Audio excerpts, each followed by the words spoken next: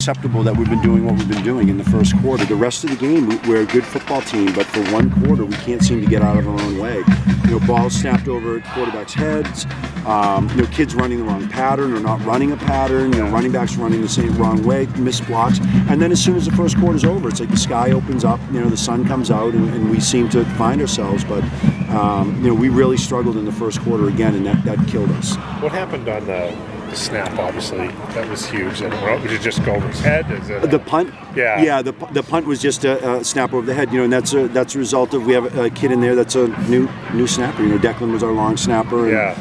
And with his injury, it brings all those little things that you don't see when you watch, it's a college game, pro game, or high school game. All of a sudden, a kid was hurt and you didn't realize that kid was the long snapper. And it makes a huge difference, or you didn't realize that kid was the punter or whatever it is. And that's what happened tonight, and James has done a great job for us. He made some great punts the rest of the game, great snaps the rest of the game, and he had a great game. And, you hate to ever lay that on a kid because, as I said to him 2 years ago, the exact same thing happened here. We won. How did they explain that to you on that roughing the kicker call? Oh, the roughing the kicker, I got no explanation. As a matter of fact, I didn't get many explanations at all night. I thought the referees did a good job. There's one particular thing I got a penalty on. I identified immediately before the play what a certain player was going to do that was illegal. He did it right in front of the referee, and I continued to press my magical wisdom on him and my ability to foretell events. And he didn't like my foretelling of events, and so I got a penalty. And I deserved it. I was being a jerk. But unfortunately, that did happen right in front of us. So, and again, they did a great job. They're a great team all year. I call them the rubber mallets. It's not like they're going to hit in the back of the hand with a hammer and break your hand. It's just getting hit over and over again with a rubber mallet. It gets sore. Eventually, you're concussed. Yeah. And so. Again, kudos to them. They do a great job. Stranger kid's a little weird, but other than that, and they're good kids. They, more than anything else, the thing that's changed this league more than anything was when Ryan came to the league.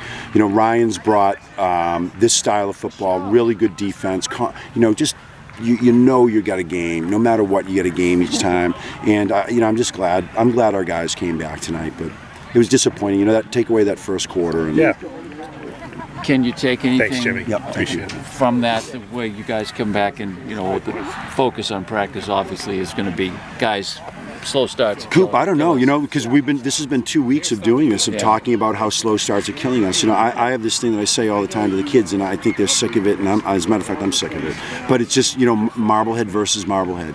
If we can win that game first, then we can worry about our opponents. And tonight in that first quarter, it's just, we were killing ourselves. And honestly, I'm not taking anything at all away from Danvers because they were phenomenal tonight. But it just, the dumb mistakes we made, and this is, I believe, 4 games in a row that the center has snapped the ball over the quarterback's head. This is 4 games in a row that, we've just everything. The same mistakes. We're making the same mistakes over and over again. We do correct them in practice. It's not that you don't. And then, they happen again in a game. And I hope it's not nervousness because this is, if you saw what happened last week and this week in the second half, you know that these kids aren't afraid. And that's not what it is. And this is a tough group of kids, a resilient group of kids. It's just that whatever it is in the first quarter, and I wish I was a better coach and could figure it out. We talk about your offense taking charge late in the second quarter into the second half, but your defense, you must have made some adjustments on defense at the half because you've definitely stopped them in the second half. Yeah, a little bit. It's funny, Bill, because I was just saying to one of the other guys that we had counted on them not having much of a passing game, and kudos to Ezra and the receivers. They threw the ball really well tonight, and we're a very good pass secondary, and we weren't tonight.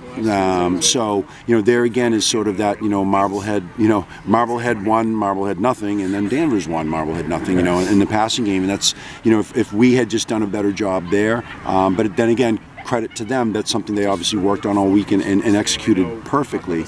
But as far as our offense goes, the adjustments we made are obviously based on things that we saw them do. Defensively, what they did in the first half made it very difficult for us to make adjustments, because the adjustments we thought we would have to make weren't what we thought we'd have to make. All of a sudden, we've got this passing team, and so they had us over a barrel at halftime, and we were fortunate that, kids tightened up. We talked technique more than anything else, more than scheme, and just corrected a few things. And the kids responded well. They're smart kids, and again, like I said, tough kids. Great. Thank you.